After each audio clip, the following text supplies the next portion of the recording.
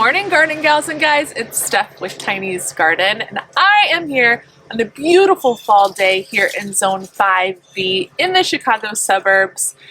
And it is about 60 degrees, 59 degrees, and just gorgeous. I've got my fall finest on, and when I say finest, I mean most comfortable.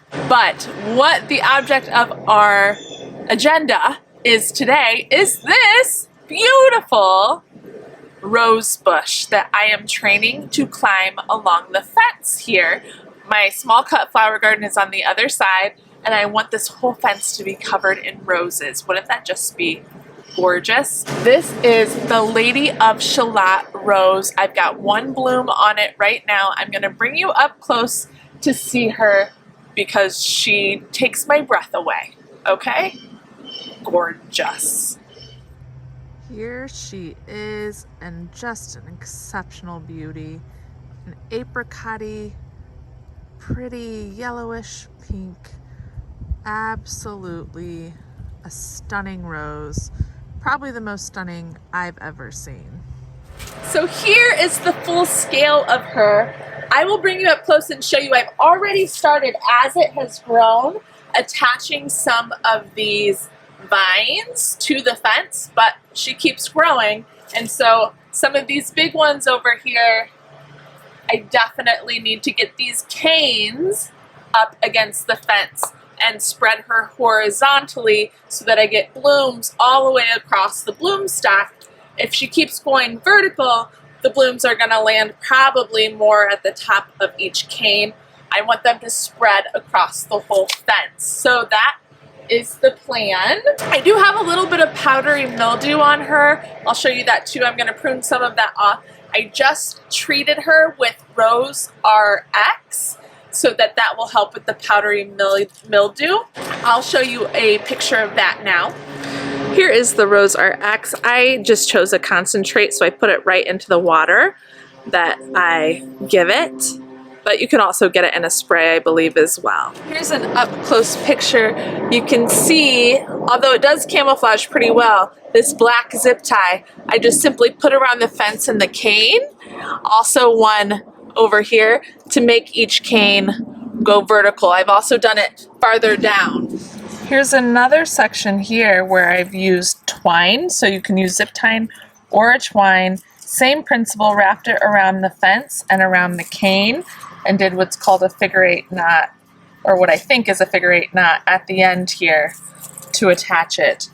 And still same principle to keep it going horizontal. Here is an example of some bad powdery mildew, that gray stuff all along the leaf here and here. Any that are really bad like that, I'm gonna clip off, but I'll leave the rest of the cane. I just wanna get, if something looks that diseased, get that off of there so it tends not to spread. Now when I'm coming in and placing these canes, I want to make sure I'm not crossing canes. I really want to try and have each one go in its own direction without crossing another big cane.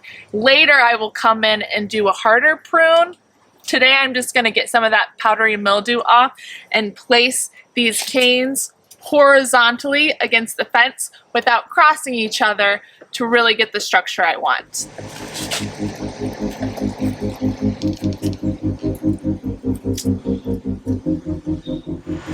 Okay, I clipped all the powdery mildew off. Now I'm going to come in and run my canes horizontal without crossing them, and then tie them in using a zip tie around the fence.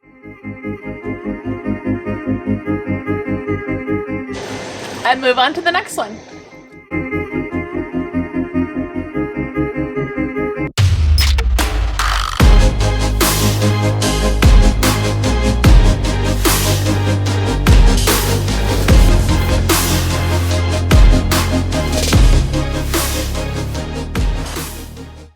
Okay, now I've got these 3 big boys left. So this one, I'm gonna drive through the middle here. This one, whoo, make sure you're wearing gloves. Those thorns are sharp. Up high and across here. And then this last big one, down through the bottom there.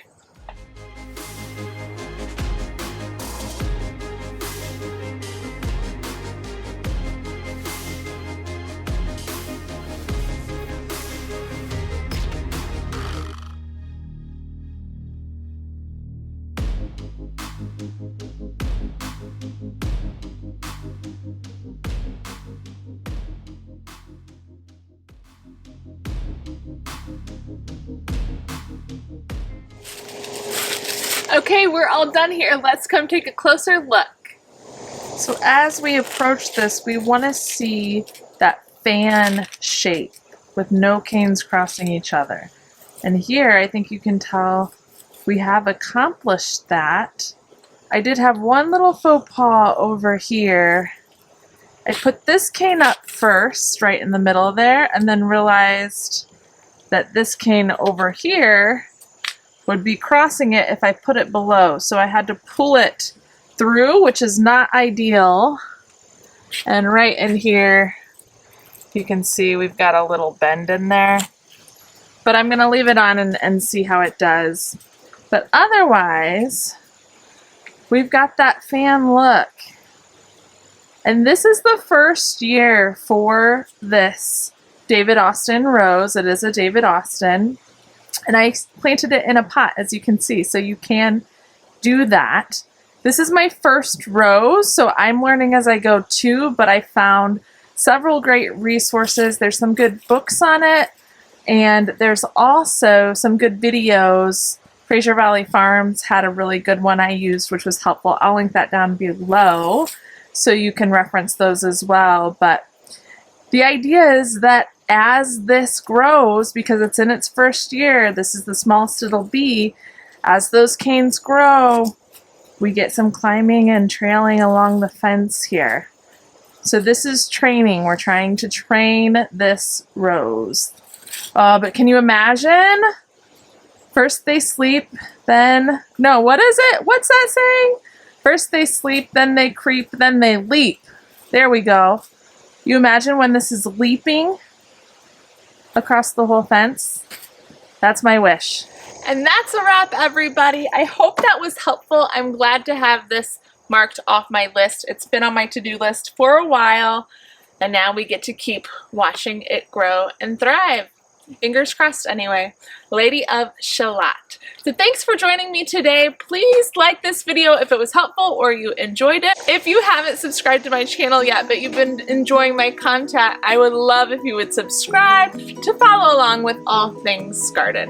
We'll see you in the next one. Happy planting, everybody!